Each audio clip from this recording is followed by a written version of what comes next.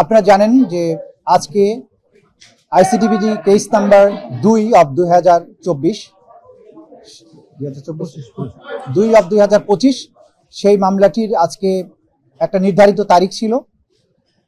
সেই মামলাটি হচ্ছে শেখ হাসিনা, আসাদুজ্জামান খান কামাল এবং চৌধুরী আব্দুল আল মামুন, তিনজন আসামির বিরুদ্ধে। তাদের বিরুদ্ধে গত জুলাই এবং আগস্টে 2024 সালে বাংলাদেশে সংগঠিত যে ম্যাসাকার এবং মানবতা বিরোধী অপরাধ, সেই অপরাধের দায়ে তাদের বিরুদ্ধে এই মামলাটি করা হয়েছিল। আজকে মাননীয় আদালত এই মামলাটির রায় ঘোষণার জন্য আগামী 17ই নভেম্বর সোমবার দিন নির্ধারিত করেছেন। ইনশাল্লাহ আগামী 17ই নভেম্বর সোমবার এই মামলাটির রায় ঘোষিত হবে।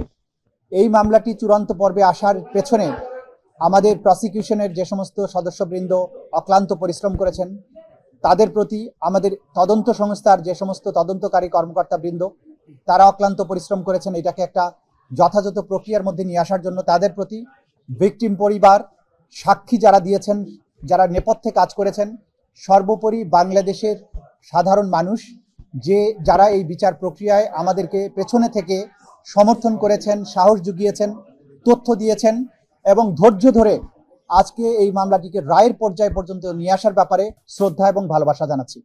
আমরা অঙ্গীকার করেছিলাম যে যারাই বাংলাদেশে যত শক্তিশালী হোক না কেন, যদি কেউ অপরাধ করে, মানবতা বিরোধী অপরাধ করে, তাদেরকে সঠিক পন্থায় বিচারের মুখোমুখি করা হবে এবং তাদের আইন অনুযায়ী যে প্রাপ্য সেটা তাদেরকে বুঝিয়ে দেওয়া হবে।